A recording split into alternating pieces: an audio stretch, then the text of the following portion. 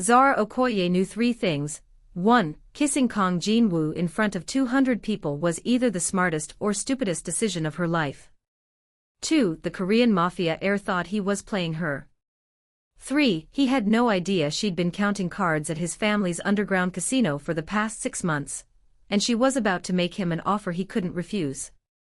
When he pulled back from that viral kiss with his signature smirk and asked, "Truth or dare, sweetheart," she smiled back and said, "Counteroffer."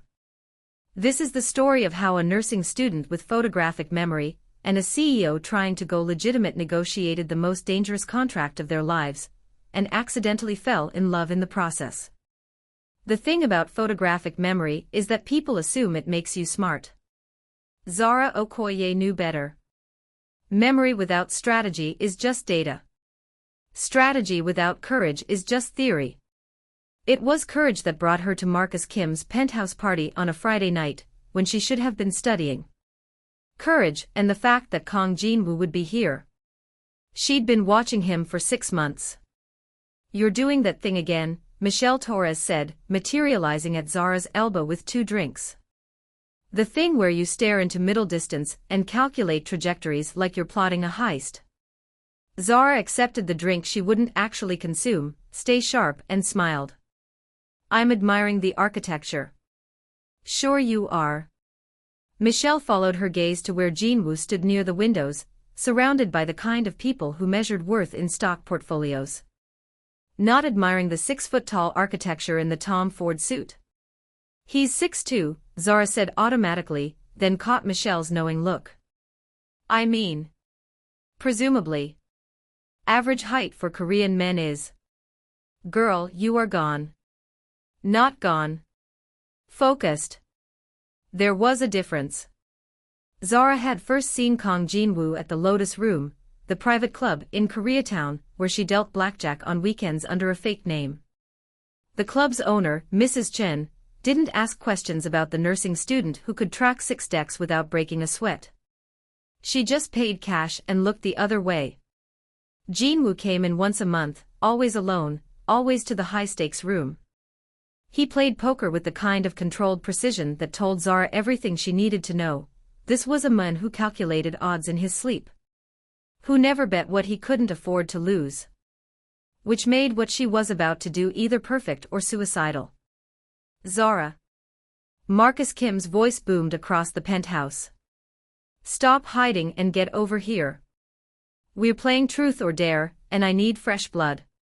Michelle grabbed her arm. "This is your moment. You've been planning something for weeks. Are you actually going to do it?" Zara thought of her grandmother's last echocardiogram. The mitral valve deteriorating faster than expected. 3 months, maybe 4, before the surgery couldn't wait anymore. She thought of the $97,000 she didn't have, the student loan she did, and the very specific piece of information she'd overheard at the Lotus Room 2 weeks ago. The old man's making it a race. First son married with an heir gets the empire. Min Jae's already engaged, which means Jin-Woo needs a wife yesterday. "Yeah," Zara said softly. "I'm doing it." She crossed to the circle forming around the coffee table. The crowd was familiar, Korean-American trust fund kids, a few tech bros who'd sold startups, the occasional model or influencer. And sitting like a king holding court, Kang Jin-Woo. Up close, he was even more devastating than across a blackjack table. Sharp jawline, eyes that tracked movement like a predator, and that small scar above his left eyebrow that rumor said came from a knife fight when he was 19. He'd been legitimizing his family's business for 7 years, but you could still see the edges underneath the polish. Their eyes met, and Zara watched recognition flicker across his features. He'd seen her before too, probably couldn't place where, which was the point of the wig and colored contacts she wore at the Lotus Room. "New player," Marcus announced, clearly drunk. "House rules, no backing out. You refuse a dare or won't answer a truth, you leave the party and Venmo me $500. A chorus of laughter and agreement. "Zara." Marcus's eyes glinted with mischief. "You're up. Truth or..." "Wait."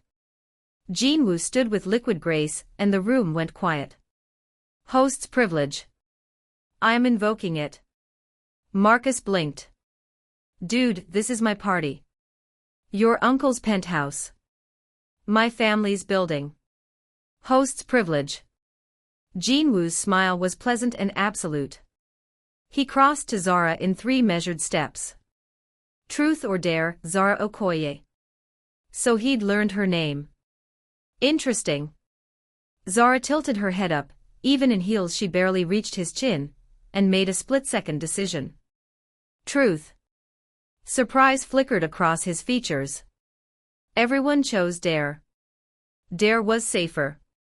What's the real reason you came tonight? The room leaned in.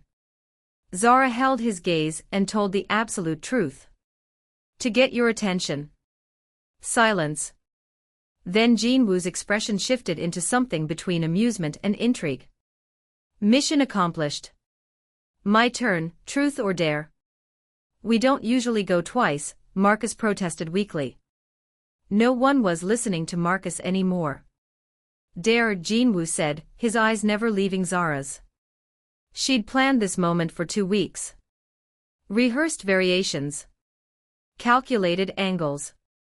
But standing here with his full attention focused on her like a spotlight, Zara felt the words rearrange themselves into something more honest than strategic. I dare you to kiss me like you mean it. In front of everyone. And then I dare you to listen to my business proposal. The room erupted in gasps and excited chatter, but Jin-Woo just smiled, slow and genuinely surprised. That's 2 dares. The kiss is just packaging. The proposal is the product. You're either brilliant or insane. I'm a nursing student with a 3.9 GPA and photographic memory who deals blackjack under the name Mika at your family's club every weekend.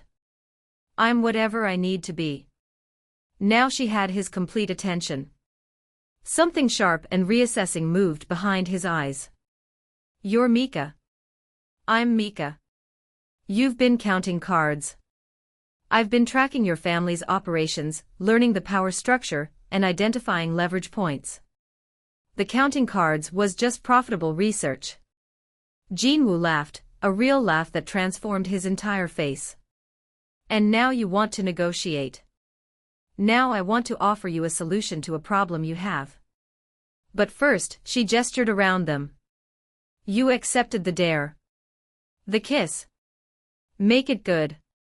We'll need people talking. For a heartbeat, Jin-Woo just looked at her like she was a puzzle he desperately wanted to solve. Then his hand came up to cup her jaw, thumb brushing her cheek, and he murmured low enough only she could hear. You have no idea what you're starting. I have a very detailed idea. That's the whole point. Last chance to run. I don't run.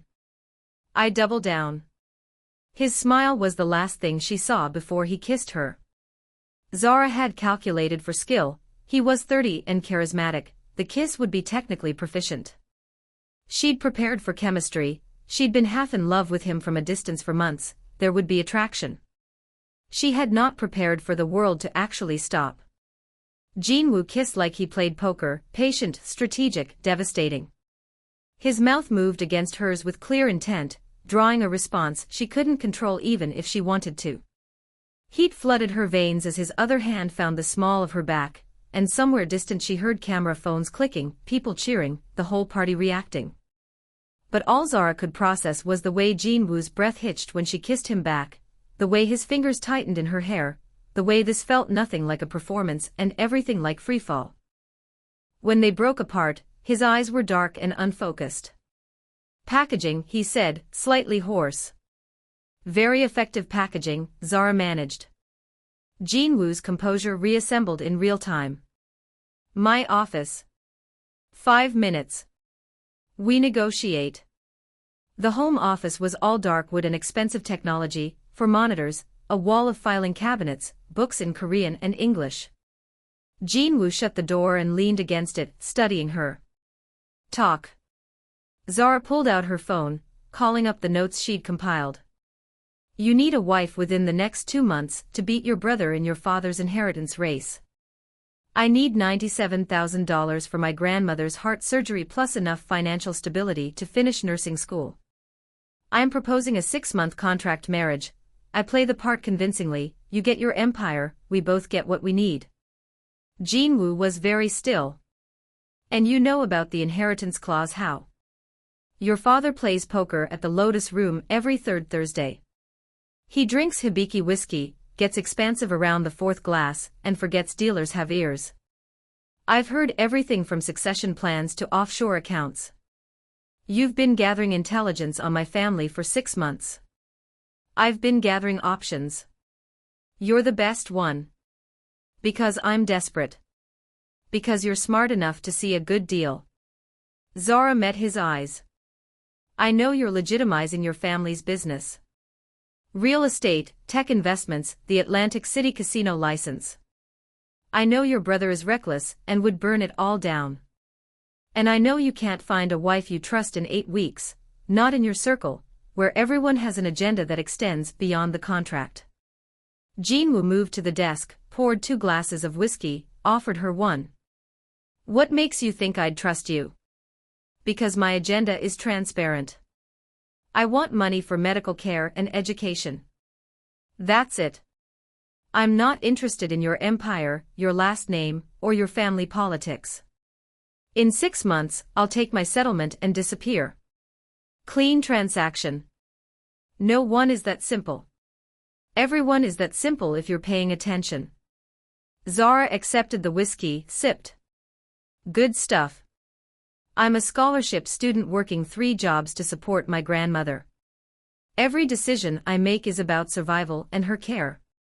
You need someone who won't get starry-eyed about the Kang Empire or develop delusions of permanence.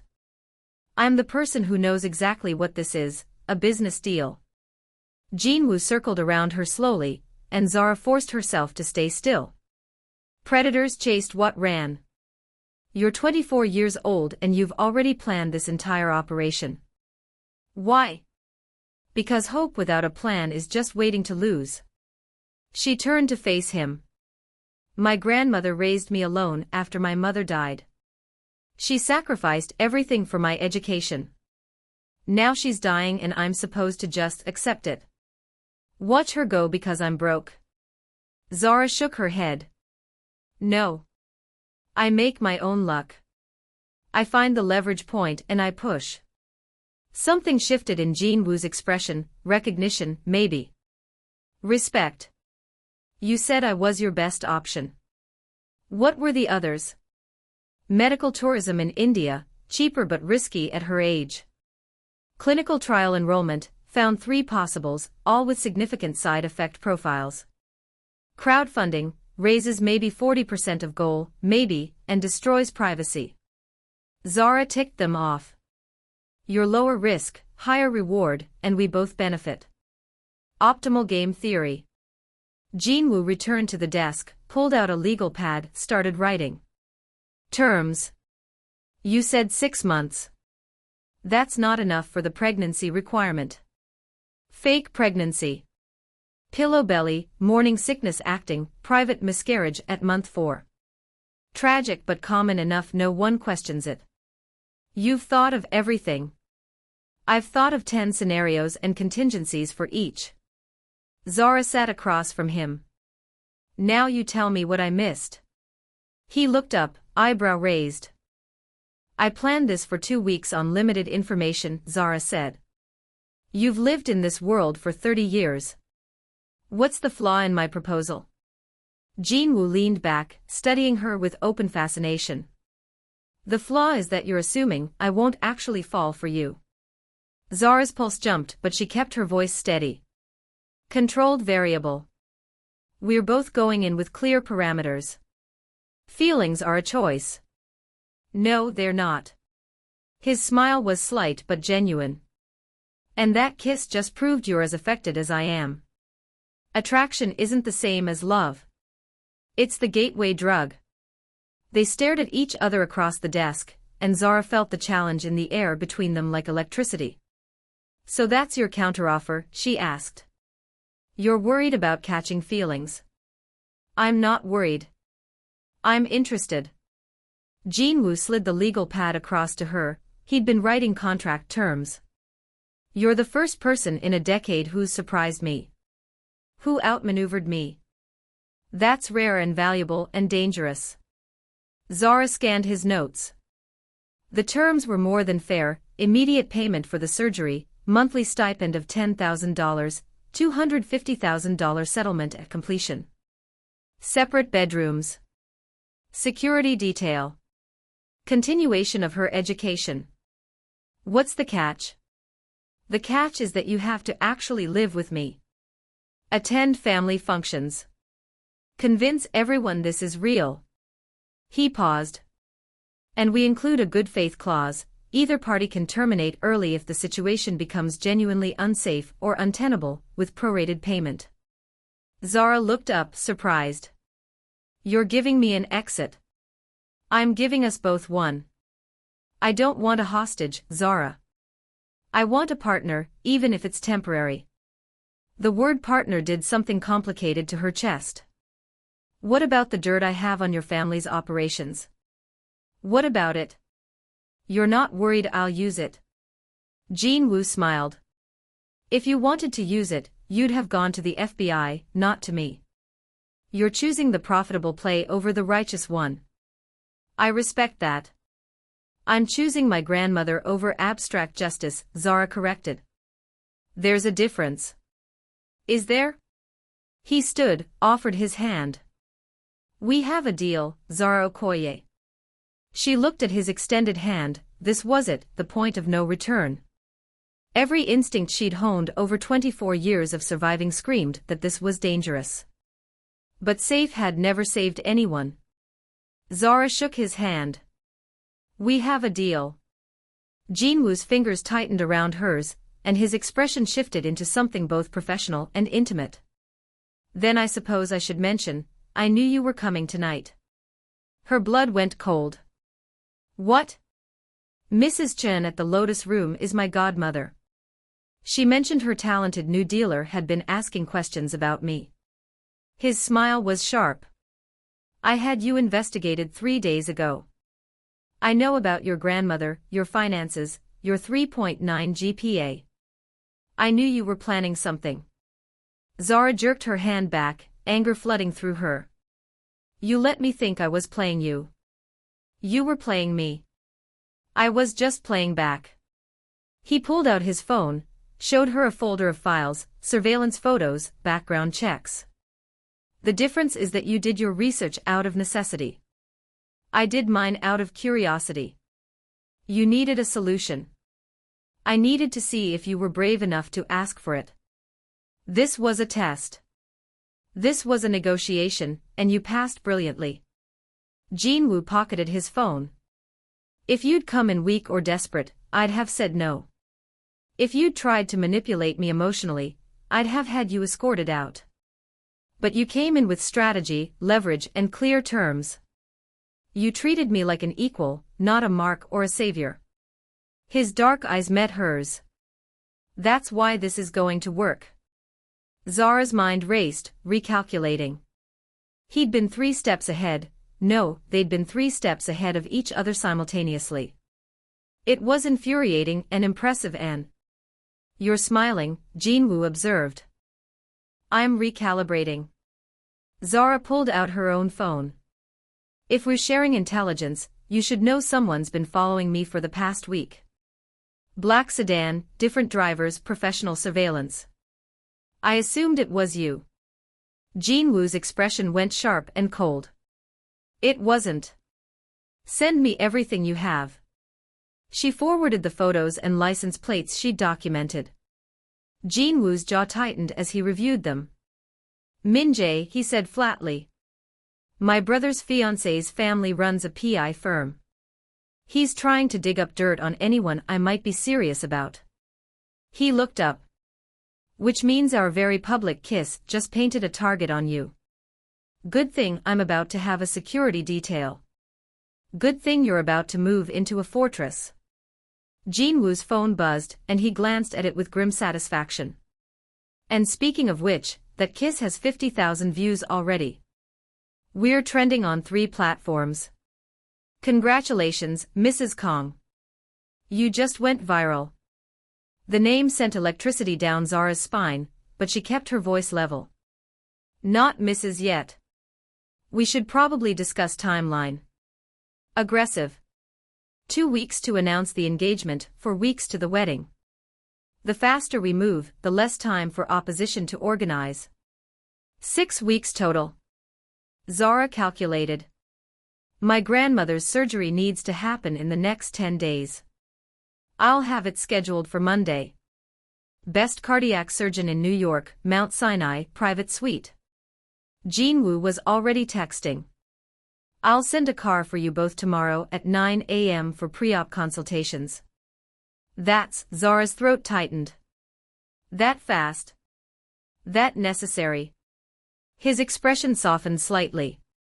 The echocardiogram you don't know I know about showed increased regurgitation. She's deteriorating faster than the original timeline. Every week counts. Zara sank into the chair, the weight of it hitting her. You really did thorough research. I told you.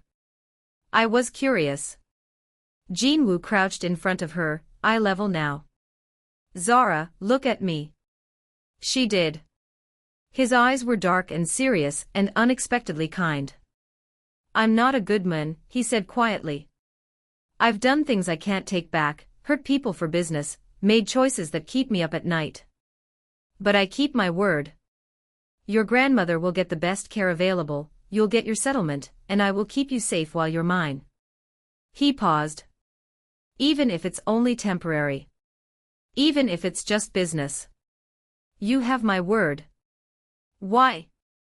The question escaped before Zara could stop it. You could have any number of women willing to do this. Why agree to my proposal? Jin-Woo stood, offering his hand to pull her up. When she took it, he didn't let go. Because in a world full of people trying to take from me, you walked in offering a fair trade. Because you're brave enough to gamble everything on one move.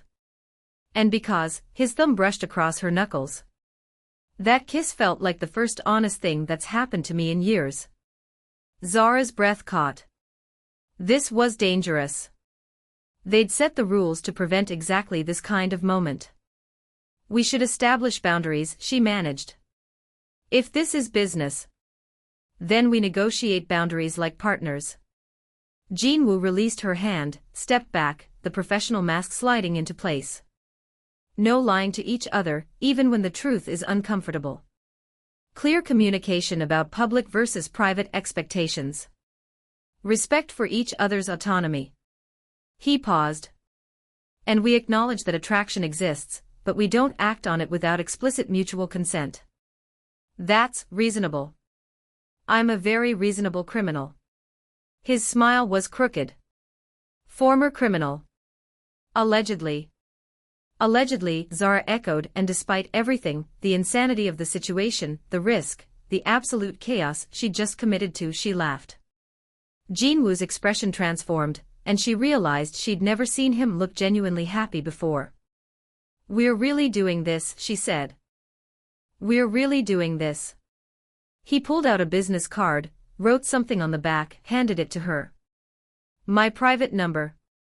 Call me if anything feels wrong, surveillance, threats, anything. And Zara. Yeah. Welcome to the game. Try to keep up. It was a challenge and an invitation and a promise all at once. Zara pocketed the card and smiled. Try to stay ahead. The video hit 2 million views by Sunday morning. Zara watched herself kiss Jin-Woo from 17 different angles, courtesy of social media's obsession with rich people doing anything. The comments were predictably vicious: gold digger, social climber, diversity hire for his image rehabilitation. She'd prepared for this, but the reality of strangers dissecting her life still felt like glass under her skin. Ignore them, Michelle said, stealing Zara's phone. Half these people are jealous, the other half are bots. None of them matter. They sat in Zara and Michelle's tiny apartment for what might be the last time. Tomorrow, after her grandmother's surgery, Zara would move into Jin-Woo's penthouse. Today, she was packing a life into suitcases and trying to memorize the feeling of normal. What if I'm making a terrible mistake? Zara asked quietly. Michelle stopped folding clothes, sat beside her. Okay, real talk time. Is this about the contract or about your feelings? The contract is solid. We negotiated good terms, there's an exit clause, and my grandmother gets care she needs. That's not what I asked. Zara pulled a pillow into her lap, armor against vulnerability. He knew I was coming, Shell. He investigated me before I even made my pitch. And part of me is furious he let me think I had the upper hand. But part of me is. She struggled for the word. Impressed. He saw me coming and still said yes. Not because he's desperate, but because he actually wants to work with me. That's called respect, babe. Novel concept in your dating history. This isn't dating.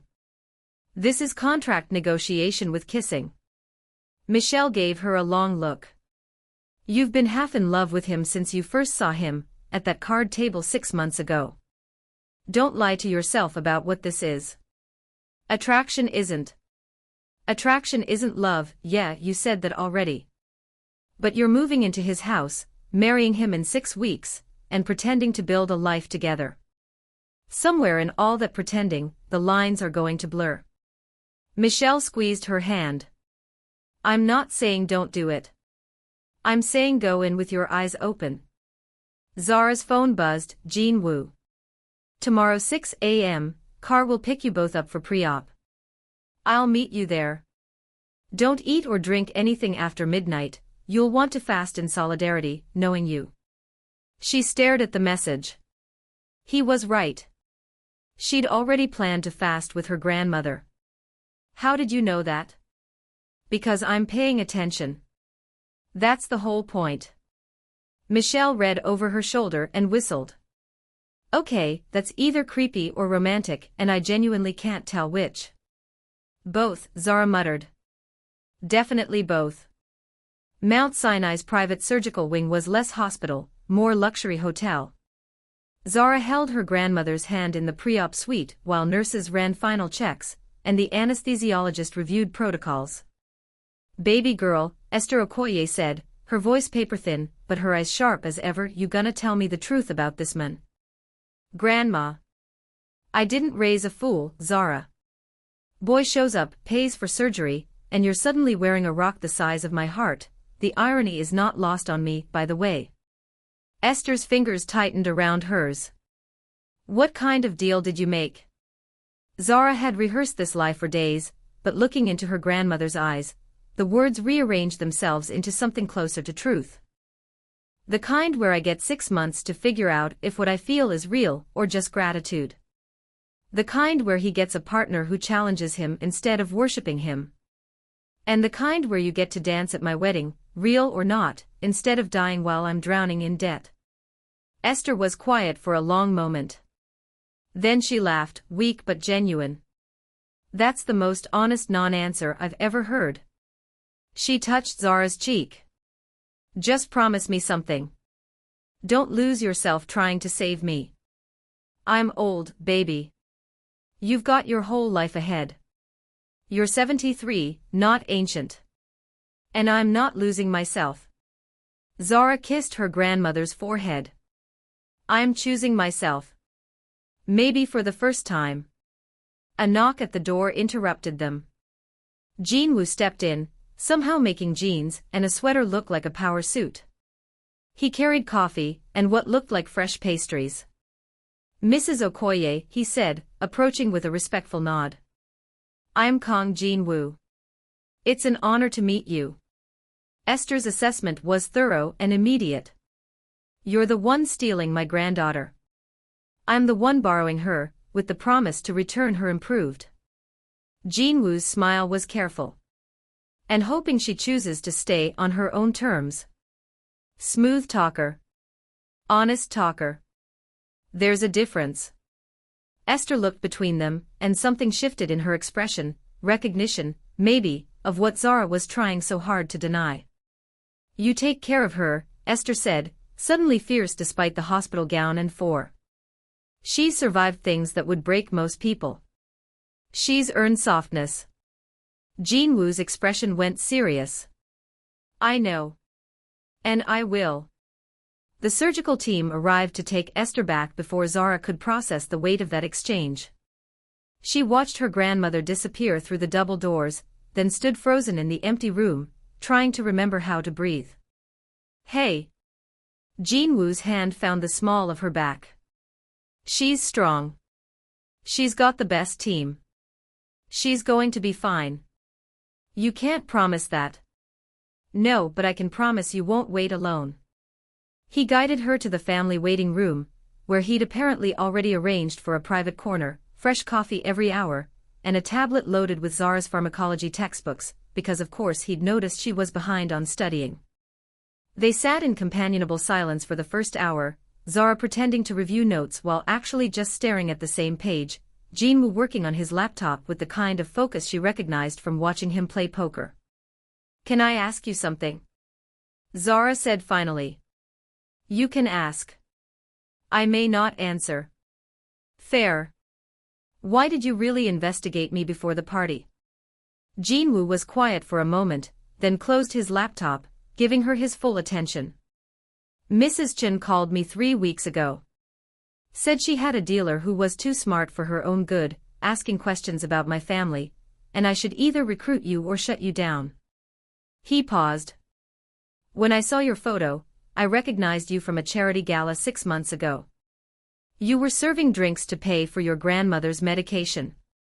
You looked at everyone in that room like you were cataloging their weaknesses. Zara blinked. I don't remember seeing you there. That's because I'm very good at watching without being seen. His smile was slight. You intrigued me, Zara. So I did what I always do with interesting problems, I studied you. Your background, your patterns, your weak points. And I found someone with photographic memory working 3 jobs, caring for family, maintaining a 3.9 GPA, and still finding time to learn my entire organization's structure. Jin-Woo leaned forward. You're not just smart. You're strategic. You think in systems and leverage points. That's rare. So when I showed up at the party, I'd already decided that if you were brave enough to make a move, I'd hear you out. The kiss was unexpected. His eyes darkened. The way it felt was more unexpected. Heat crept up Zara's neck. We should probably talk about that. The fact that we have undeniable chemistry. The fact that chemistry complicates business arrangements. Does it? Jin-Woo tilted his head. Or does it make the performance more convincing? You're playing semantic games. I'm establishing parameters. There's a difference. He held her gaze. I'm attracted to you, Zara. Physically, intellectually, probably several other ways I haven't catalogued yet. But I meant what I said about consent. Nothing happens between us that we don't both explicitly choose. And if we both choose it, then we negotiate new terms like adults. His smile was dangerous. But maybe survive the wedding before we worry about the honeymoon. Before Zara could respond, and she had no idea what she would have said, a nurse appeared to give them an update. Surgery was progressing well, everything on schedule. Dr. Chen was pleased with the valve replacement. Relief crashed over Zara so hard she actually swayed. Jin-Woo caught her elbow, steadied her. Breathe. I'm breathing. You're hyperventilating. Different thing.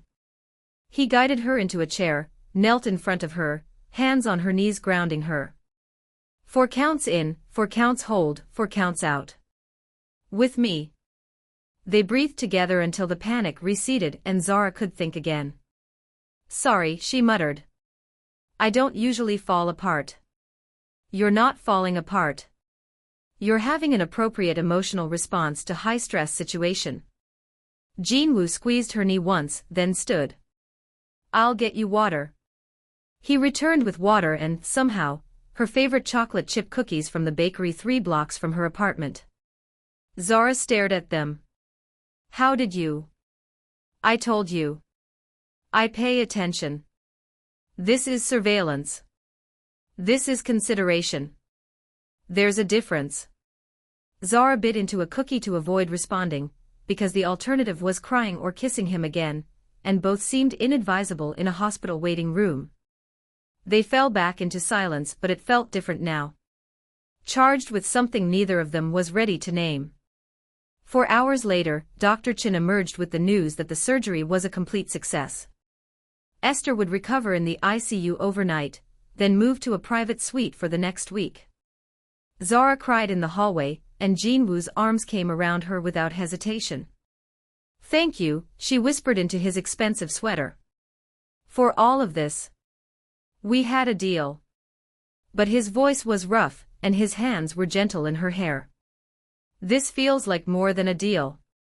Yeah, Jin-Woo said quietly. It does. The penthouse was everything Zara expected, and nothing she was prepared for. Floor-to-ceiling windows overlooking Central Park, a kitchen that could serve a restaurant, and a library that made her fingers itch to abandon all pretense of studying and just read. Your room, Jin-Woo said, opening a door to a suite that was larger than her entire previous apartment. Private bathroom, walk-in closet. I took some liberties with the wardrobe. Clara is one of the best stylists in the city, and we'll need you camera-ready for events. But if you hate anything, we'll replace it. Zara stepped inside, running her hands over dresses that cost more than her monthly rent used to. This is surreal. This is necessary. My wife, he paused over the word. My fiancé can't be photographed in the same outfit twice. These people are vicious about that. Your people. Not my people. My family's orbit. Jin-Woo leaned against the doorframe. There's a difference. Zara turned to face him. You keep making that distinction. Your family versus you. Why? Because I'm trying to build something different than what I inherited. His expression was carefully neutral. My grandfather built an empire on violence and fear. My father maintained it through intimidation and tradition. I'm trying to transition us into legitimacy, but that means playing by their rules long enough to change them. And you need the company to do that. I need the control to do that. If Min Jae inherits, he'll drag us back into the darkness because he doesn't know anything else. He likes the power that comes from fear. Jin-Woo's jaw tightened. I've spent 7 years building legal revenue streams, shutting down human trafficking operations, getting out of drug trade. If my brother takes over, all of that disappears. This was the most honest he'd been about his motivations, and Zara filed away every word, every micro-expression. So this isn't just about winning, she said slowly. It's about saving people. It's about breaking a cycle. He met her eyes. My family has hurt a lot of people over 3 generations. I can't undo that damage, but I can stop it from continuing. If that means gaming my father's archaic succession rules, so be it. Zara moved closer, studying his face. You're not what I expected. What did you expect?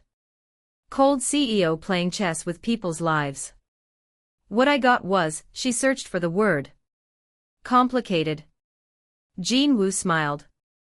I'm a reformed criminal with a graduate degree in international finance and a guilty conscience.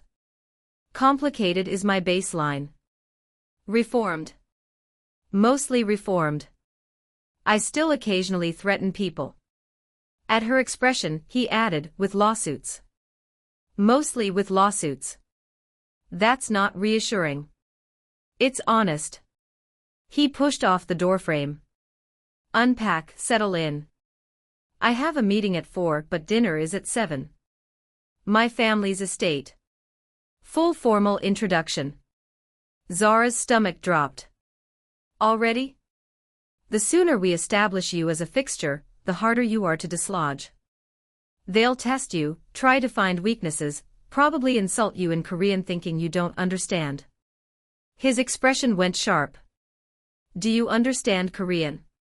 Enough to know when I'm being insulted. My neighbor in college taught me the important phrases. Good. Don't reveal that unless strategically useful. Jin-Woo moved to leave, then paused. Zara? You're going to be brilliant tonight. Trust yourself. After he left, Zara explored the penthouse more thoroughly. Jin-Woo's bedroom was at the opposite end, larger, decorated in blacks and grays, surprisingly sparse. His office was locked, but she could see multiple monitors through the window. The library was her favorite discovery. Floor-to-ceiling books in Korean, English, Japanese, and Chinese. First editions mixed with philosophy texts and mystery novels. A reading nook with the perfect view of Central Park. She was examining a first edition of The Art of War when her phone rang. Unknown number. Hello. Mrs. Kang.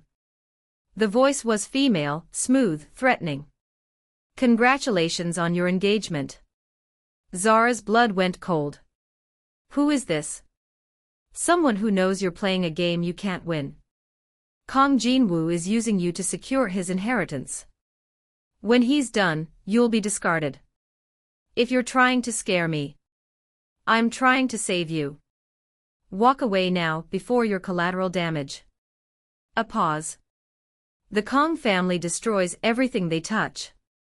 Ask Jin-Woo what happened to the last woman who got close to him. The line went dead. Zara stood frozen, phone pressed to her ear, mind racing. This wasn't random harassment, this was specific, informed, targeted. Someone knew about the inheritance clause, about Jin-Woo's motivations. She should tell Jin-Woo. That was the logical move. But something held her back. Maybe it was the need to prove she could handle herself in his world. Maybe it was curiosity about what the caller meant. Or maybe it was the fact that Jin-Woo had investigated her entire life, but somehow hadn't mentioned a previous relationship that ended badly. Zara saved the number, screenshot the call log, and decided to do what she did best, investigate. Dinner at the Kang estate was psychological warfare disguised as a meal. Zara arrived in a burgundy dress that Clara had deemed sophisticated without trying too hard, her hair in natural curls that cost $200 at a salon to look effortless. Jin-Woo's hand never left the small of her back as they entered the mansion, a united front against whatever came next. The family waited in a formal dining room that looked like it had been transplanted from a Korean palace. At the head of the table sat Kang Dae-young, Jin-Woo's father, distinguished, cold-eyed, radiating power. Beside him, an elderly man with sharp eyes who had to be Jin-Woo's grandfather. Across from them, Jin-Woo's brother Min-jae and his fiancée Hannah Min. Jin-Woo, Dae-young said in Korean. You've brought your project. Father, Jin-Woo replied in English. This is my fiancée, Zara Okoye. Zara, my father Kang Dae-young, my grandfather Kang Hyun-sik, my brother Min-jae, and his fiancée Hannah Min. Zara bowed respectfully, she'd researched proper Korean etiquette for a week. It's an honor to meet you all. Hyun-sik's eyes crinkled with what looked like genuine pleasure. He said something in Korean to Jin-Woo, who responded in the same language. Then the old man switched to English. I told my grandson you have intelligent eyes. He said you have an intelligent mind to match. Sit beside me, Ms. Okoye. I want to know how you captured my stubborn grandson's attention. The warmth was unexpected and strategic. Hyun-sik was establishing her as under his protection, which would limit how overtly the others could attack. Clever. Zara took the offered seat, Jin-Woo on her other side. A parade of courses began, Korean and Western fusion that was probably incredible but tasted like ash given the tension. So, Ms. Okoye, Dae-young said after the first course. Jin-Woo tells me you're studying nursing. How practical. The pause before practical said everything about what he actually thought. I find it fulfilling, Zara replied evenly. Healthcare is about problem-solving under pressure. I enjoy the challenge. And you plan to continue working after marriage? This from Hannah, voice sweet as poisoned honey. How modern. Jin-Woo and I believe in partnership, not possession, Zara said. We support each other's goals. Min-jae snorted into his wine. How romantic. Tell me, Ms. Okoye, what do your parents do? The trap was obvious. Zara could play it safe or be honest. She chose honest. My mother died when I was young. My father isn't in my life. I was raised by my grandmother, who immigrated from Nigeria, and worked 3 jobs to give me opportunities she never had. Zara met Min-jae's eyes. She taught me that character is built through adversity, not inherited through wealth. The table went very quiet. Then Hyun-sik laughed, a real belly laugh. I like her, Jin-Woo.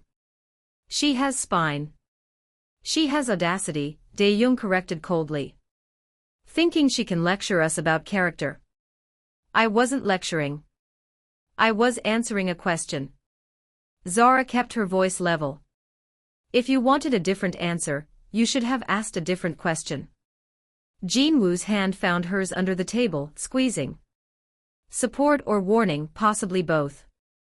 The dinner continued as a careful dance of insults disguised as questions, tests hidden in small talk. Zara parried every thrust, growing more confident as the meal progressed. She caught Jin-Woo's slight smile several times, pride, maybe, or satisfaction that his gamble was paying off. But Hannah remained quiet, watching Zara with calculating eyes. After dinner, the men retired to Dae-young's study. Zara was left in a sitting room with Hannah, clearly orchestrated. Drink? Hannah offered, pouring wine. Water is fine.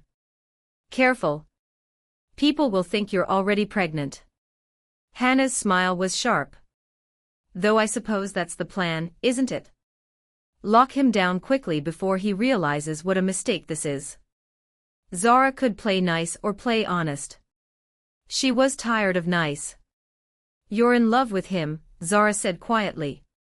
With Jin-Woo, not Min-jae. Hannah's composure cracked, fury flashing across her perfect features. You don't know. I know you keep looking at him like you're mourning something that never happened. I know you're engaged to his brother, but you can't stop watching Jin-Woo. And I know, Zara leaned forward, that you're the one who called me this afternoon. Hannah went very still. I don't know what you're talking about. The woman who warned me about getting close to Jin-Woo. Who knew about the inheritance game. Who mentioned the last woman he was involved with. Zara tilted her head. That was you, wasn't it? You were the last woman. We were 16, Hannah said finally, voice tight. Children playing at promises. Our families expected. She stopped, collected herself. It doesn't matter now. It matters to you. What do you want, a confession? Hannah's laugh was brittle. Fine. Yes, I loved Jin-Woo. Yes, I waited for him to propose. And yes, when his father forced him to choose between family loyalty and me, he chose loyalty. He always chooses loyalty. She met Zara's eyes. Which is why your little contract won't end the way you think. Jin-Woo doesn't do temporary. Once you're his, even fake his, he won't let you go easily. That's not. You think you have him figured out. Smart girl with a plan, gaming the system. Hannah's smile was sad and knowing. But Jin-Woo doesn't get gamed. He's 3 steps ahead of everyone, including you. Whatever you think this is, whatever you think you're controlling, you're not. Before Zara could respond, the men returned. Jin-Woo's eyes immediately found hers, reading something in her expression that made him cross the room quickly. Ready to leave, he asked quietly. More than ready. The car ride back was silent for the first 10 minutes. Then Jin-Woo spoke. What did Hannah say to you? How do you know she said something? Because you have your strategic face on. The one you wear when you're recalculating odds. He glanced at her. So. What did she say? Zara could lie.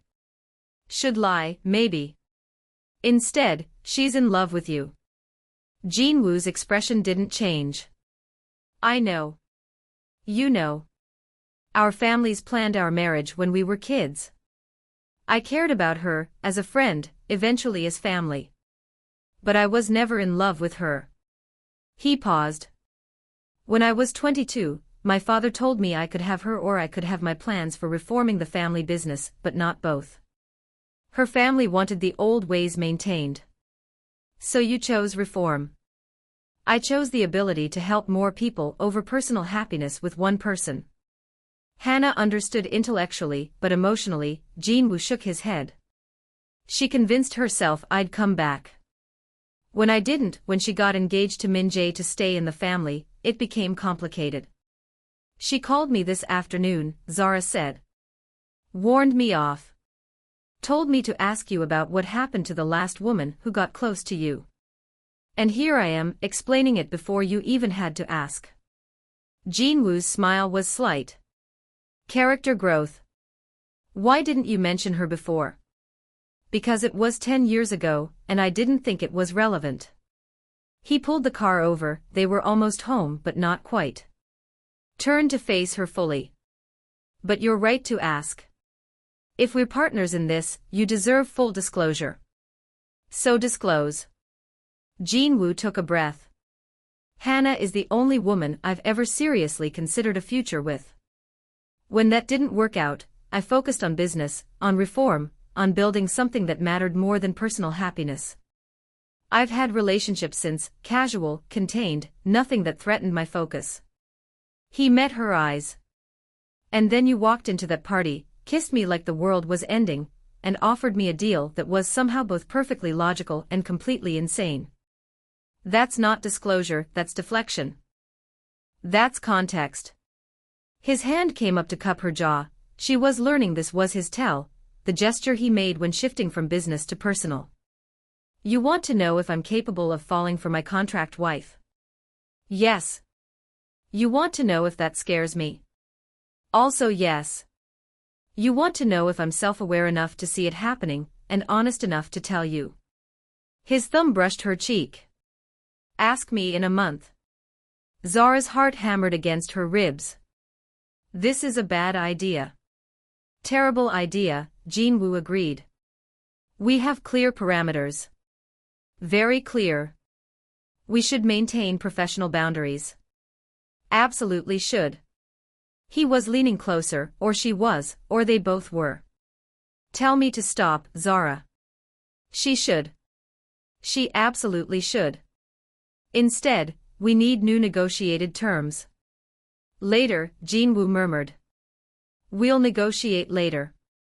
When he kissed her this time, it wasn't for an audience or a dare. It was deliberate and devastating and real.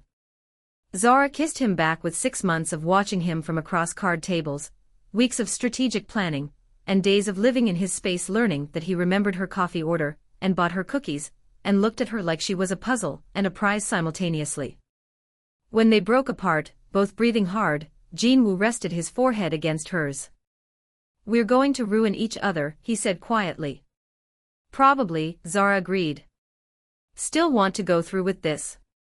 She thought about her grandmother recovering in a hospital suite she could never have afforded. About the settlement that would secure her future.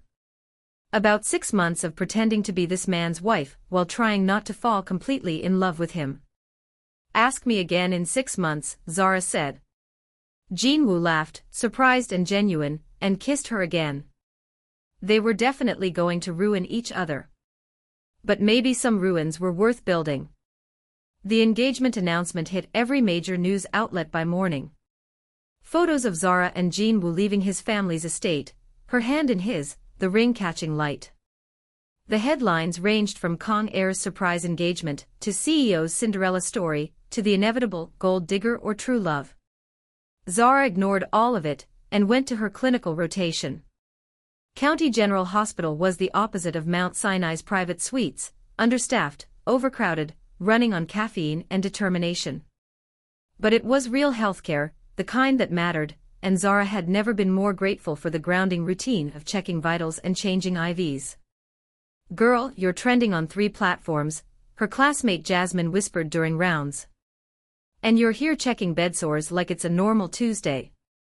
It is a normal Tuesday. I have a job. You're engaged to a billionaire. You don't need a job. Zara looked up from her chart. I'm engaged to someone helping me finish my degree. The job is how I finish my degree. There's a difference. Jasmine studied her. You really mean that? I really mean that. Because the truth was, Jin-Woo's money could solve a lot of problems, but it couldn't give her the satisfaction of earning her own way. Of knowing she could survive without him when this ended. When? Not if. When? Her phone buzzed during lunch break. Jin-Woo. How's your day? Routine. Yours? Closed a deal, threatened a journalist, rescheduled our wedding. Zara blinked at her phone. You did what? Which part? The wedding part. Min Jae moved his up to 3 weeks from now. We're going 2 weeks. Next Saturday. Non-negotiable. She stared at the message, then called him. You can't just reschedule a wedding without telling me, Zara said when he answered. I'm telling you now. After you already did it. Would you have said no? Jin-Woo's voice was calm, reasonable, infuriating. That's not the point. The point is partnership means joint decisions. You're right. I apologize. He actually sounded sincere. I should have called you first. But Zara, if we don't move faster than Min Jae, we lose the strategic advantage. Our engagement is already public, but the marriage is what counts for the inheritance clause. Zara pressed her fingers to her temples. 2 weeks. I'm supposed to plan a wedding in 2 weeks. You're supposed to show up in a dress. I'm handling everything else. That's partnership, Jin-Woo interrupted gently. You handle your career and your family. I handle the wedding logistics and my family's politics. We each play to our strengths. It was hard to argue with logic that sound. Fine. But I'm choosing my own dress. Obviously. I've already scheduled Clara for a fitting tomorrow at 2. She has 15 options prepared based on your style preferences. How does she know my style preferences? Because I told her, elegant without fussy, comfortable enough to fight in if necessary, and nothing that makes you look like a cake topper. A pause. Was I wrong? Zara smiled despite herself. You were disturbingly accurate. I pay attention. That's the whole point. Yeah, I'm learning that. She lowered her voice. Jin-Woo. Thank you. For understanding about the job. For not expecting me to just become your wife and nothing else. Zara. His voice went serious. I don't want you to become anything other than more yourself. That's the person I'm choosing to do this with. Don't lose her trying to fit into my world. Her throat tightened. I'll try. Good. Now go save lives. I'll see you tonight. But when Zara returned to the penthouse that evening, Jin-Woo wasn't alone. A stunning Korean woman in a designer suit sat in the living room, legs crossed, expression sharp. She looked up when Zara entered, assessment immediate and thorough. You must be the fiancé, the woman said in lightly accented English. I'm Song Min-seo, Jin-Woo's attorney and oldest friend. We need to talk. Jin-Woo appeared from his office, expression carefully neutral. Min-seo arrived unexpectedly. She has concerns about the prenup. Concerns is gentle phrasing, Min-seo said. I have a 20-page document full of concerns. She gestured to a stack of papers on the coffee table. Sit, Ms. Okoye. Let's discuss your contract. Zara's pulse kicked up, but she kept her expression calm as she sat. I'm listening. The prenup Jin-Woo drafted is extraordinarily generous. Too generous. Min-seo pulled out a highlighted copy. A $250,000 settlement after 6 months is far above standard. The monthly stipend, the medical coverage, the education funding, any decent lawyer will argue this proves the marriage is a sham transaction. That's because it is a sham transaction, Zara said evenly. Min Seo's eyebrows rose. She looked at Jin-Woo. She's honest. I like her. Back to Zara. Yes, we all know this is a strategic arrangement. But it can't look like one, or it's invalid for the inheritance clause. The contract needs to appear as a standard prenup between two people in love who are simply being cautious. So what do you suggest? Jin-Woo asked. Min Seo pulled out a red pen. We restructure. Lower the immediate settlement to $100,000, still generous but not suspicious. Extend the marriage term to minimum 1 year, 6 months is too obviously temporary. And add performance clauses that look like relationship milestones but are actually business deliverables. Zara's mind raced through the implications. A year is double what we agreed. A year is the minimum to make this look legitimate, Min Seo countered. And honestly, with the threats you've already received, the surveillance, your brother-in-law's opposition, you'll need at least that long to secure Jin-Woo's position. What threats? Jin-Woo's voice went cold. Min Seo looked between them. You didn't tell him about the threatening calls. Damn. Zara had forgotten Jin-Woo mentioned Min Seo was investigating the surveillance. Of course his attorney knew about the calls. What calls? Jin-Woo repeated, each word precise. Zara pulled out her phone, showed him the screenshots she'd saved.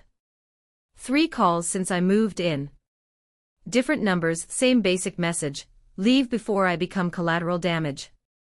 Jin-Woo's expression went absolutely still, which Zara was learning was far more dangerous than anger. And you didn't think to mention this? I was handling it. By yourself. Against people who have resources you can't imagine. He turned to Min Seo. Trace them. Already in progress, Min Seo said. But Jin-Woo, she has a point. If Zara is going to survive in your world, she needs to be capable of handling threats independently. You can't protect her from everything. I can try. You can drive her away trying. Min Seo's voice was gentle but firm. I've known you 15 years. I've never seen you this invested in another person. But investment without trust isn't partnership, it's possession. Jin-Woo looked at Zara, something complicated moving across his features. You're right. I apologize. Again. To Zara, but from now on, we share intelligence. Both ways. Agreed? Agreed, Zara said. Which means you tell me about threats to you too. There was an incident at the Atlantic City site last week. Someone tampered with construction equipment. No one was hurt, but it was clearly a message. Jin-Woo's jaw was tight. I have people investigating. See? Min Seo gestured between them. Partnership. Now back to the contract. Zara, are you willing to commit to 1 year instead of 6 months? Zara calculated quickly. 1 year meant more money, more security for her future. It also meant 6 additional months of pretending to be married to someone she was already half in love with. What's the revised settlement for 1 year? She asked. $400,000 plus a trust fund for your grandmother's continued care. Min Seo slid over a new contract. All medical expenses covered for life, not just the surgery. Educational funding through doctorate level if you want it. And a residency placement guarantee at the hospital of your choice. It was more than generous. It was life-changing. What's the catch? The catch is that you have to actually live as Jin-Woo's wife for 12 months. Public and private. Attend events, manage household, integrate into family obligations. Min Seo's eyes were sharp. And you have to maintain the illusion well enough that when you divorce, it looks like a relationship that simply didn't work out, not a business arrangement that expired. That's a lot of performance. That's marriage, Min Seo said dryly. Even real ones. Despite everything, Zara laughed. She looked at Jin-Woo. What do you think? I think it's your decision. You're the one committing another 6 months of your life. His expression was carefully neutral. But I won't lie, I'd like more time. To secure your position. To figure out if this is just strategy, or if it's something else. Jin-Woo's honesty was becoming a weapon he wielded with precision. Ask me in a year what you mean to me. I think the answer might surprise us both. Zara's heart did something complicated in her chest. She looked at the contract, at Min Seo's knowing expression, at Jin-Woo's carefully guarded hope. 1 year, she said finally. But we renegotiate the personal boundaries. If we're doing this for real, even fake real, I need clear rules about what's performance and what's not. Reasonable, Min Seo said. I'll draft an addendum. Meanwhile, you both should know, Kang Dae-young is having you investigated. Private detectives, financial forensics, the works. He's looking for proof this marriage is fraudulent. Can he actually stop the wedding if he finds proof? Zara asked. He can try to legally challenge the marriage's validity for inheritance purposes. It would be messy, public, and ultimately probably unsuccessful if you both maintain the charade. Min Seo stood. Which brings me to my final point. Next Saturday's wedding is just civil ceremony. But to really sell this, you should have a second ceremony, a traditional Korean wedding with his family. Jin-Woo went very still. Absolutely not. Jin-Woo. I'm not subjecting Zara to that circus. His voice was flat, final. The civil ceremony is sufficient. It's sufficient legally, but not culturally, Min Seo argued. Your grandfather will expect. My grandfather will accept what I give him. Zara watched the exchange with interest. This was the first time she'd seen Jin-Woo absolutely refuse something related to the plan. Why not? She asked quietly. Jin-Woo looked at her, and something raw moved across his features. Because a traditional wedding would mean my father controlling every element. You and Hanbok being judged by relatives who'll measure your worth in deference and silence. Hours of rituals designed to establish hierarchy and submission. His hands clenched. I won't do that to you.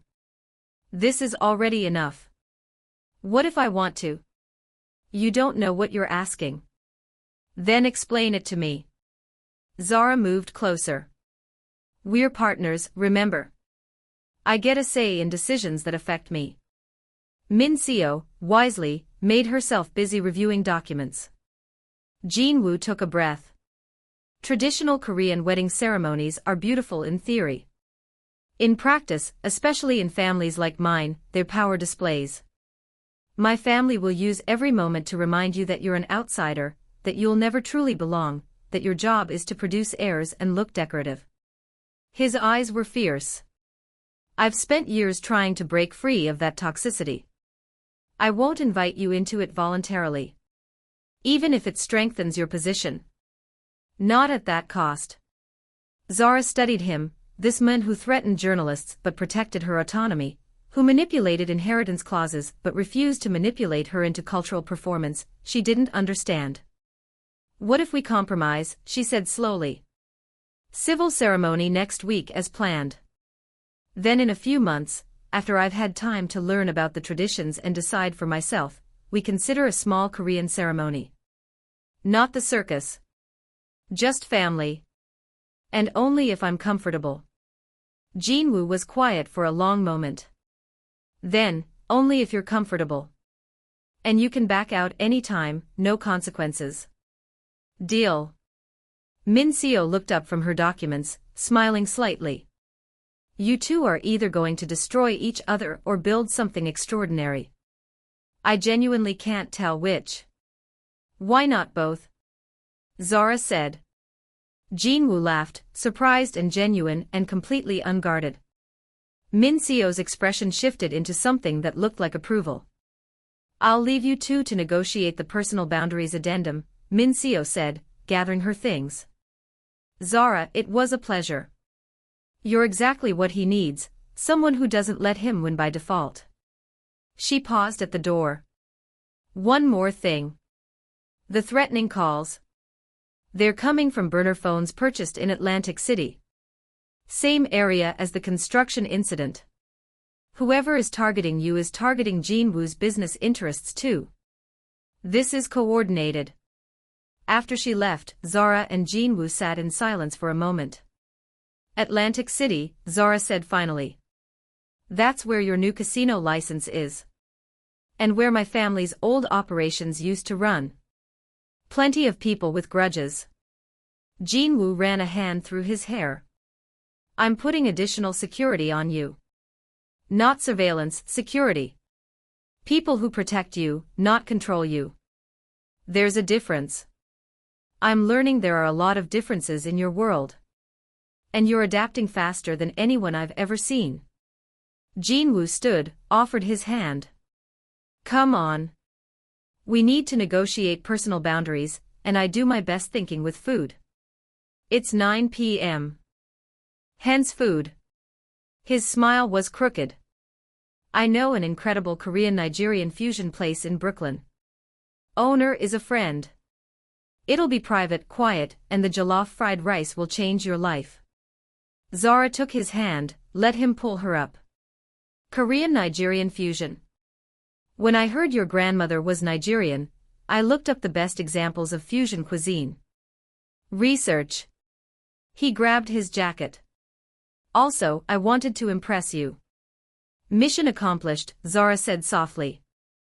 Jin-Woo's expression shifted into something tender and dangerous. We haven't even started yet. As they left the penthouse, Zara reflected that she'd entered this arrangement thinking she understood the risks. But falling for Kang Jin-Woo hadn't been on the list of calculated dangers. It should have been. It absolutely should have been. The dress fitting with Clara was an experience in controlled chaos. No, Clara said to the fifth dress. You look like you're attending a wedding, not starring in one. Isn't that the point? Zara asked, studying herself in the mirror. The dress was beautiful, classic A-line with delicate beading, but Clara was right. It was forgettable. The point is that when Kang Jin-Woo sees you walk toward him, he should forget how to breathe.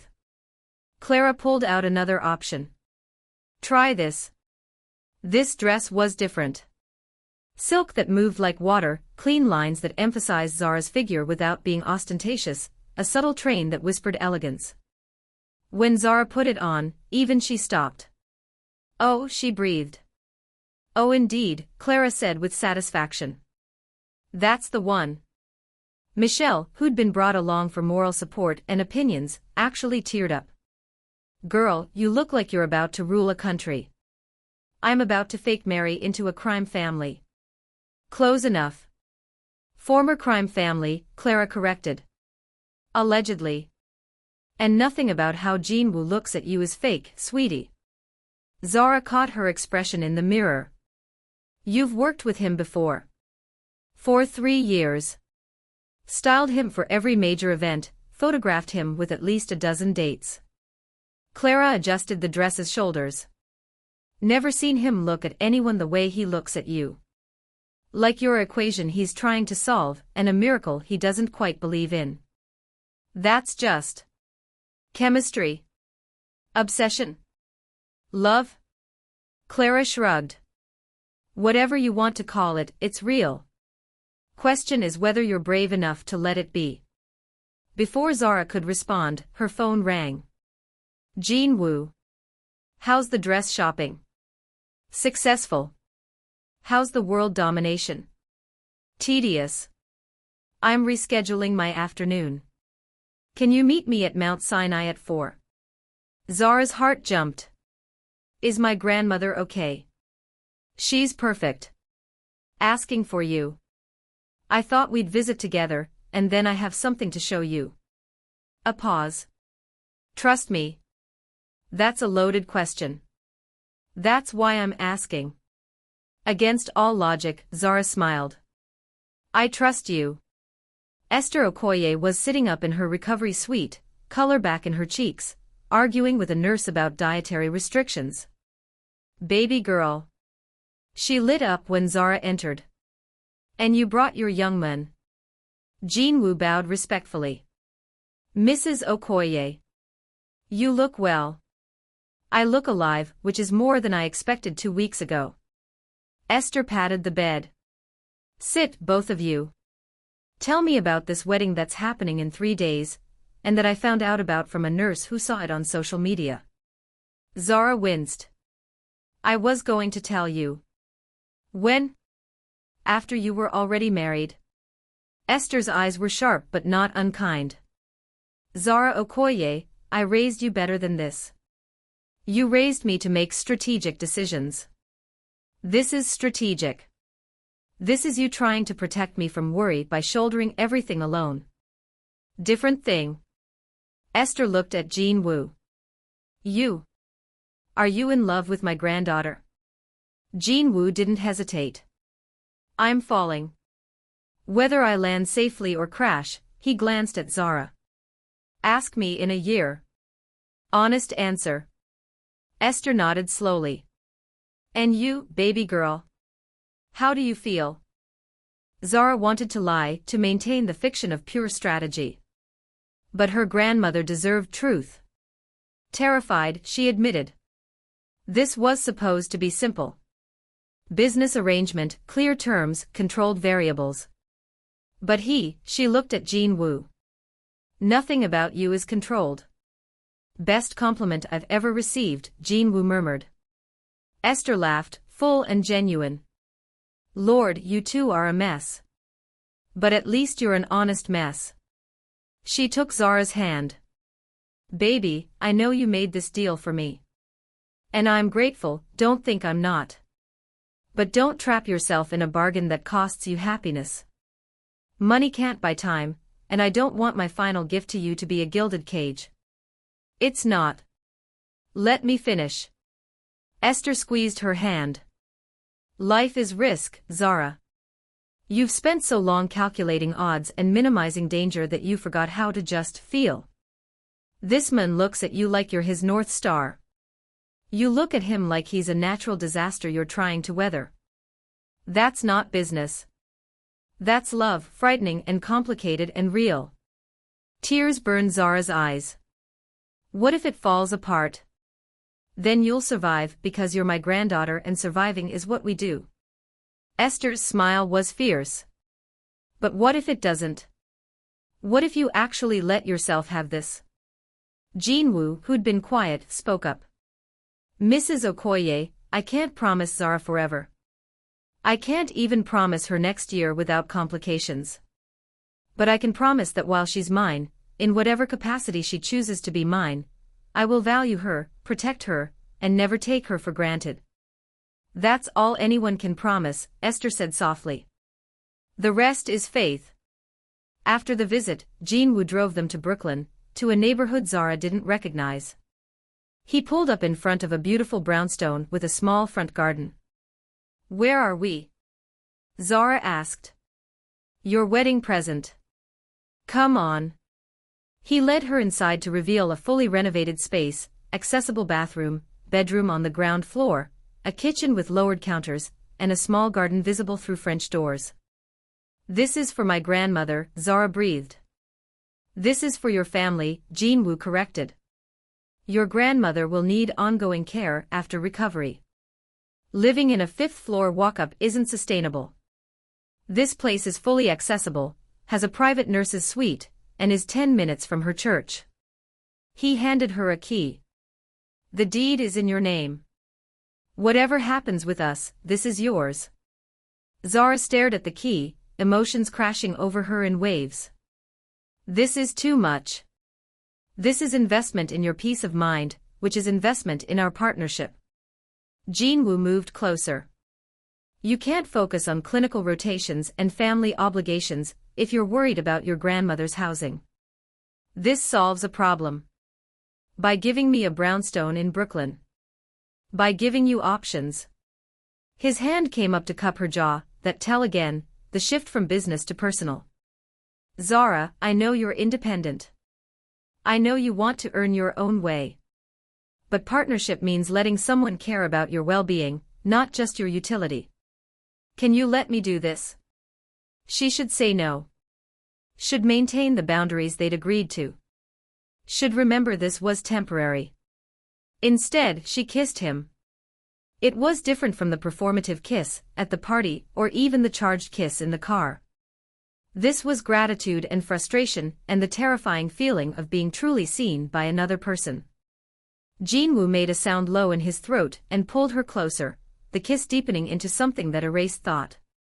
His hands were in her hair, her hands were fisted in his shirt, and neither of them was thinking about contracts or strategies or anything beyond this moment.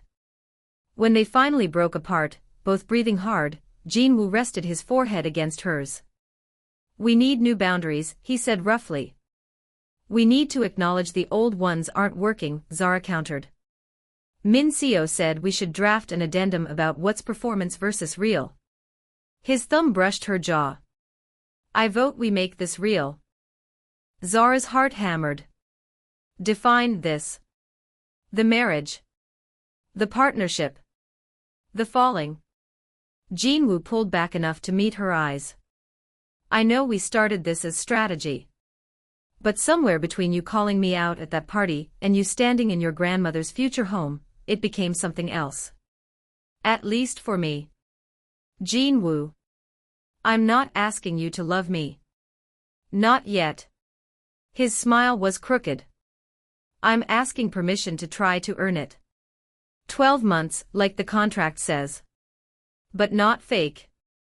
Real attempt at real relationship, with all the complications and risks that involves. That's not what we agreed to. No, it's better than what we agreed to. He was so certain, so clear. Zara, you're the first person in a decade who makes me want something beyond business success. Who makes me think maybe I could have both the empire and the connection. Don't you want to see where this goes? Everything in Zara screamed caution. She'd built her entire life on calculated risks and controlled variables. This was neither. But her grandmother's words echoed, what if you actually let yourself have this? One condition, Zara said finally. We're honest. Brutally honest. If it's not working, if feelings aren't developing, if this is just proximity and attraction, we admit it. No pretending in private even if we pretend in public. Deal. Jin-Woo's smile was brilliant and slightly dangerous. Prepare to be aggressively romanced, Zara Okoye. I'm prepared for strategic romance. There's a difference. You're about to learn there isn't. Michelle called that night while Zara was packing for the move to the brownstone, because of course she was personally supervising her grandmother's new space setup. Okay, explain to me again how this is still a fake marriage when he literally bought your grandmother a house. It's not fake anymore, Zara admitted. We're trying real. Finally. I've been watching you two dance around actual feelings for weeks. It was exhausting. Michelle's grin was audible. So what changed? He changed. I changed. We changed each other. Zara sat on the bed surrounded by boxes. Is it completely insane to actually try to make this work? Yes. But all the best love stories are insane. That's the whole point. The civil ceremony was held at City Hall on a Saturday morning, with only Michelle, Min Seo, and Jin-Woo's grandfather Hyun-shik as witnesses. Zara wore her perfect dress, Jin-Woo wore a navy suit that made her forget her own name, and when the officiant said, "You may kiss," Jin-Woo pulled her close and whispered. Last chance to run. Ask me again in a year, Zara whispered back. And then they were married. Really married. The reception was scheduled for that evening, a larger affair with family and business associates that would be photographed and documented. But for 2 hours between the ceremony and the reception, Jin-Woo drove them to the brownstone where Esther was being discharged. Surprise, Zara said when her grandmother's wheelchair rolled in to find the space fully furnished and decorated. Welcome home. Esther cried. The private nurse cried. Jin-Woo stood at a careful distance, giving them space, until Esther called him over and pulled him into a surprisingly strong hug. Thank you, she whispered. For giving me more time with her. Thank you for raising someone worth knowing, Jin-Woo replied quietly. Zara, watching them, felt something settle in her chest. This was real. Whatever happened next, this moment was real. The reception was held at the plaza, elegant, expensive, filled with people Zara mostly didn't know. But she was learning to navigate Jin-Woo's world, smile at the right moments, deflect invasive questions, present a united front. Kang Dae-young gave a speech that was technically congratulatory but laced with subtle challenges. Min Jae glowered through the whole evening, his wedding now overshadowed by Jin-Woo's tactical timing. And Hannah. Hannah approached Zara in the bathroom, her expression unreadable. Congratulations, she said. You actually did it. Thank you. I'm not being sincere. Hannah's smile was sharp. But I am being honest. You won this round.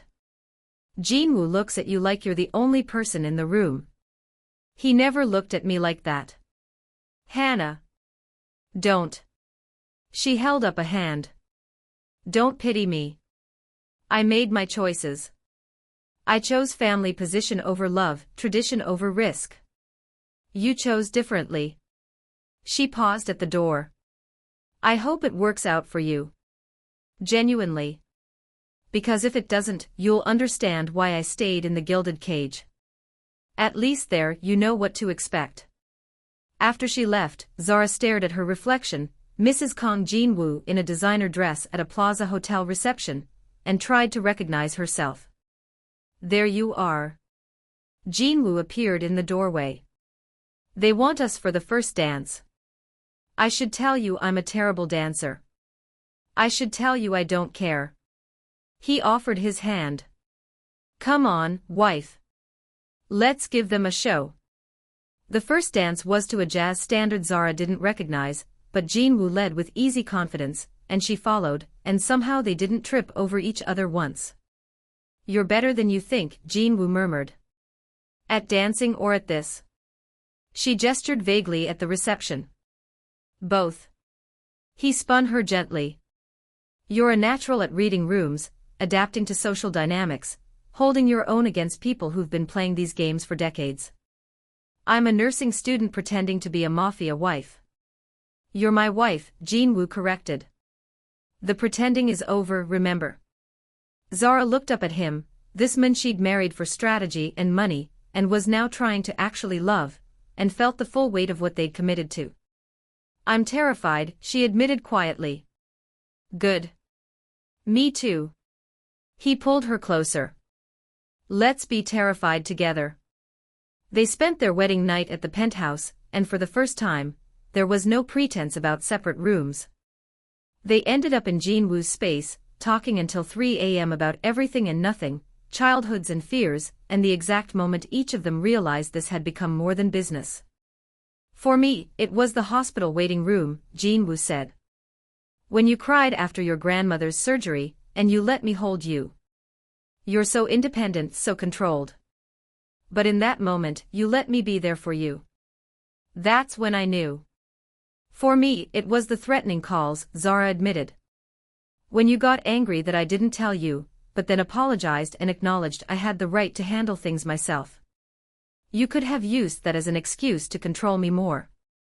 Instead, you chose trust. We're both kind of a mess, Jin-Woo observed. The best people are. They fell asleep tangled together, and for the first time in months, Zara slept without calculating odds or planning contingencies. She just was. The next 3 months were a blur of normalcy and chaos. Zara continued her clinical rotations while navigating life as Mrs. Kang, charity events, family dinners, the constant low-level threat of whatever enemy was targeting Jin-Woo's business interests. They fell into routines, morning coffee together, evenings comparing their days, nights negotiating the space between partnership and passion. The fake pregnancy timeline came and went, replaced by Min Seo's suggestion to simply let people speculate rather than fake something so elaborate. "They'll assume you're trying," she said pragmatically. "And when it doesn't happen immediately, they'll assume stress or biology. No one will question it." Min Jae's wedding came and went with appropriate fanfare, but Jin-Woo had already secured the inheritance through marriage timing. The competition was over. But the threats continued. The Atlantic City casino broke ground, and someone vandalized the site. Jin-Woo's car was tampered with, caught before any harm was done, but the message was clear. And Zara received one final call, this time with a specific warning. The groundbreaking ceremony next week. If he attends, he won't leave alive. This time, Zara told Jin-Woo immediately.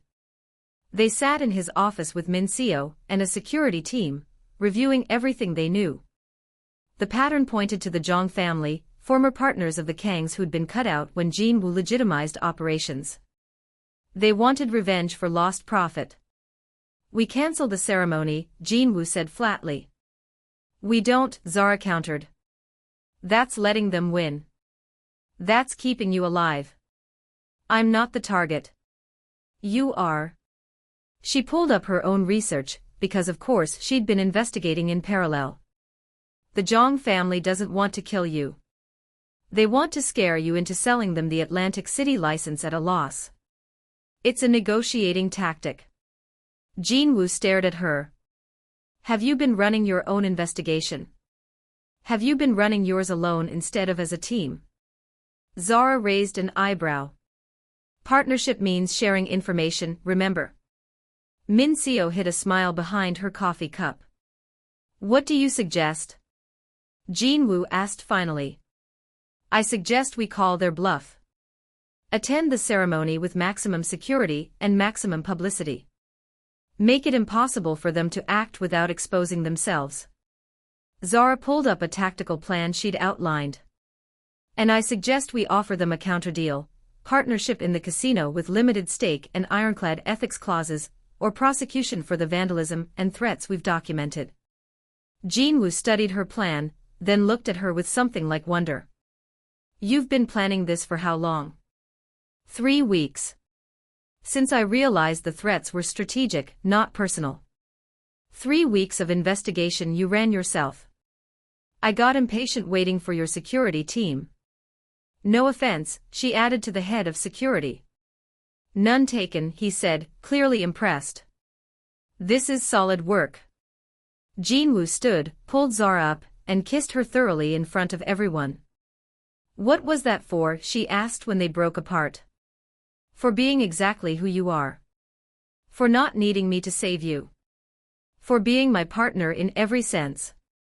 He grinned. "And because I'm so attracted to your strategic thinking, it's probably unhealthy." "Definitely unhealthy," Min Seo confirmed. "But also effective. I'll draft the counteroffer to the Jong family." The Atlantic City groundbreaking ceremony happened with news cameras, private security, and enough publicity that any action would be corporate suicide. The Jong family sent representatives who negotiated the partnership deal in terse but professional terms. Crisis averted through strategy instead of violence. That night, Jin-Woo took Zara to the beach near the casino site. They walked along the water, shoes in hand, the weight of the past months settling into something manageable. "You know," Jin-Woo said, "when I walked into that party 4 months ago, I was looking for a convenient solution to an inheritance problem. And I found someone who rearranged my entire understanding of partnership." He stopped walking, turned to face her. "Zara Okoye, I know we technically have 8 more months on our contract. But I'd like to renegotiate." Her heart jumped. "What terms?" "That we stop calling it a contract. That we acknowledge this stopped being fake the day I bought your grandmother a house." Jin-Woo took her hands. "That we try this for real. Not for business, not for inheritance, just because I'm in love with you and I think you might love me back." Zara's eyes stung with sudden tears. That's a terrible negotiating strategy. You gave away your position too early. Or I'm betting everything on the most important gamble of my life. His thumb brushed her knuckles. Am I wrong? She thought about the girl who'd walked into that party with a plan to trade 6 months for security. About the woman who'd spent for months learning that love wasn't a controlled variable, it was the chaos that made everything else make sense. You're not wrong, Zara said. I love you.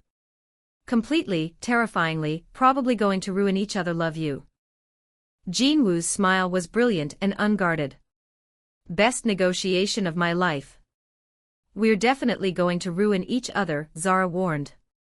Probably, he agreed. But we'll build something extraordinary from the ruins. And then he kissed her on a beach in Atlantic City while the sun set over the water and the future spread out before them, complicated, risky, and absolutely worth the gamble. Zara graduated top of her nursing class with job offers from 3 major hospitals. She chose County General, full circle back to where her clinical rotation started, but now with the resources to make real change. Jin-Woo successfully transitioned the Kang Empire entirely into legitimate business, with Zara as his strategic advisor for healthcare investments. Esther Okoye celebrated her 74th birthday in the brownstone garden, surrounded by family. And when people asked Zara how she'd ended up married to Kang Jin-Woo, she'd smile and say, "Truth or dare? I chose truth, and he chose me." It was the most honest lie she'd ever told. Because the real truth was more complicated, she'd chosen strategy, and somehow found love. She'd chosen 6 months, and committed to forever. She'd chosen a contract, and negotiated her way into a partnership that rewrote all the rules. The best gambles always did. And that's how a truth or dare kiss turned into the love story of the century. If you loved Zara and Jin-Woo's journey from fake engagement to real partnership, hit that subscribe button for more smart, strategic romance stories. Drop a comment telling me your favorite moment. Was it the brownstone reveal? The wedding? The Atlantic City showdown? Share this with anyone who loves a good mafia romance with a brilliant female lead who doesn't need saving. She needs a partner who can keep up. Until next time, remember, the best love stories start with a gamble. The question is whether you're brave enough to take it.